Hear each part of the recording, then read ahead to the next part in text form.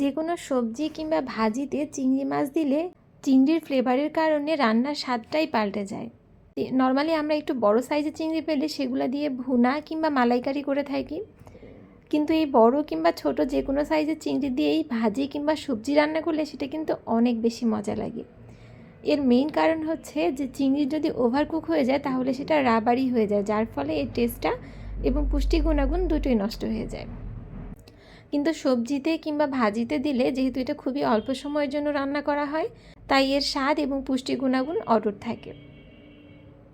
আর হ্যাঁ, চিংড়ি পরিষ্কার করার সময় চিংড়ির পিঠের দিকের চিকন সুতার মতন একটা ময়লা অংশ আছে, যেটা অবশ্যই ফেলে দিতে হবে।